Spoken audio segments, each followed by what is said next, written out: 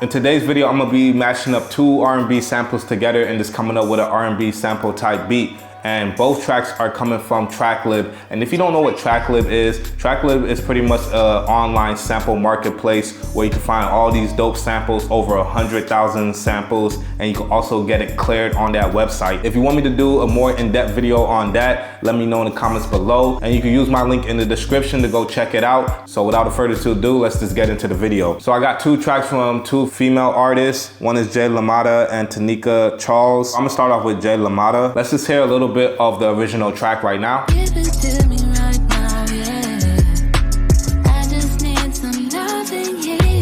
Now, pretty much the keys is like the same melody throughout, so I don't need to like go to like different parts. So pretty much that's where it starts. Let's just zoom in. 1, 2, 3, 4. 1, 2, 3, 4. 1, 2, 3, 4. 1, 2, 3, 4. Then what I would do is just process that, and I'm just gonna extract it for now and just name it chop 1. Do it, and to scroll down. Next, I wanna hit trim and go to BPM chops. I like BPM chops a lot. It just makes you get to your chops right away.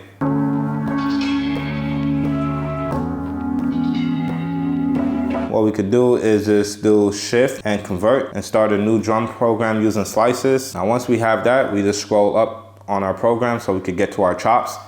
And I already have the BPM, which is 83. And also, what I would like to mention too, if we go back to shift the menu, you can see that I have the stems. On TrackLib, you do get like stems on certain tracks, which is dope, because now we're heading into that direction where we're probably just gonna be using stems most of the time from our favorite tracks. It's cool that they have that feature. You know, Serato Samples got that, Fader got that as well, and Fader is free. And if you haven't seen my video on that, you could go check that out, and you can just get the stems from any songs you like.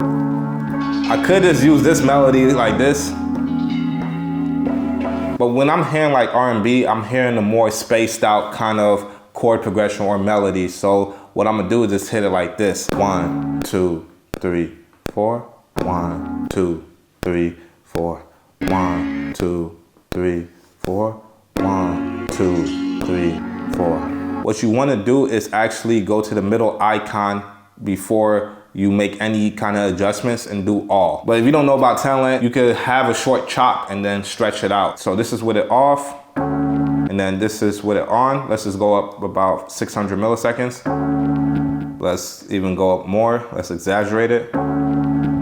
But for this, you're gonna wanna bring it up very high because it's so much space. So I'm gonna bring it up to the max, which is 5,000 milliseconds. So now you're probably thinking like, I don't like how it sounds when it's like being stretched out. It sounds like an LFO or some modulation happening. And this is where tell start is your best friend. If we just go down a little, I'm gonna go to the lowest, which is 4 milliseconds. It's gonna have like this crazy noise. And let's hear 100 milliseconds.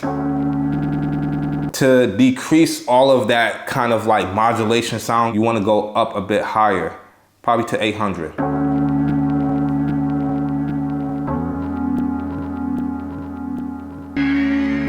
Now that's a bit more smooth. For me, I don't really care to like make it get too clean. It's cool, bro, don't worry about it. Like, it's cool, don't worry about it. And at the end of the day, you can always filter it, put effects on it, and you may not even hear it with the bass and the drums and everything put together. So now let's hear it.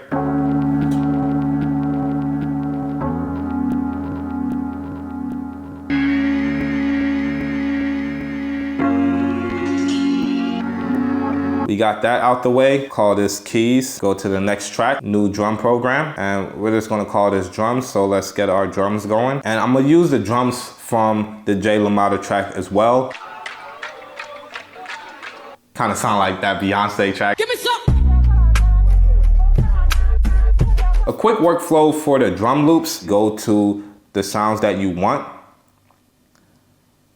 Like this. Let's say the kick. And then assign it. So make sure you have a new program upload. You don't want to overwrite your previous program, which for us is the key chops. And then another thing, you want to change from non-destructive slices to pad parameters, because if you didn't, let's say we went to go get our snare next and we assign it and then we have it on non-destructive slices and we hit the second pad, it's still going to affect the first pad that you thought was a kick. It's going to put it to a snare as well. So you're going to have two pads that have a snare on it. So this is why we use pad parameters in this situation. So let's get our snare. And then I'm gonna assign that pad parameters, hit the second pad, do it. Then I'm gonna get a hi-hat, hit pad 3. And the reason why I like to do it this way is because now I can line up my drums better on the pads. Now we can just come up with a pattern.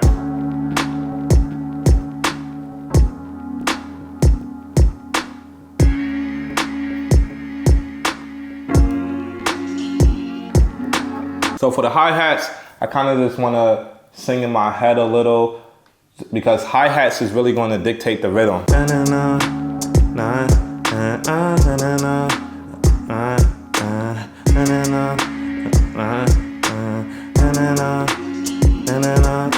And we're just going to call that program drums. Make sure you're always like naming things as you go. Let's just take these vocals. Give it to me right now, yeah. I try to look for like a phrase that makes sense. Give it to me right now, yeah.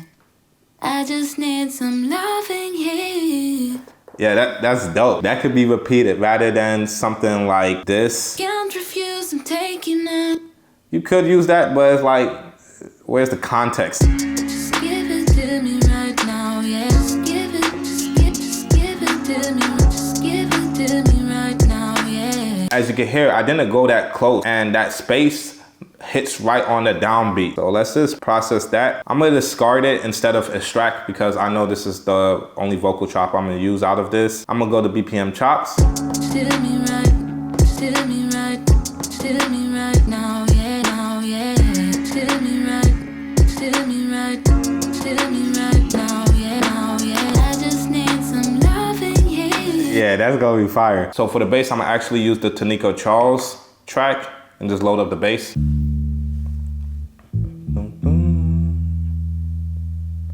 So I know I'm gonna take that first part, so let's just discard the rest. We could either do the BPM chops or we could just go back to the first way that I showed you, which is just grab one and just assign it. And I think I'm gonna just do it like that. We could even just go to key groups instead and then go to shift menu, go to sample assign, and we got that first chop and put it on the key groups. From there, we could go to 16 levels and you see how it's just cutting off. We wanna go back and put it on one shot and also put this back on mono.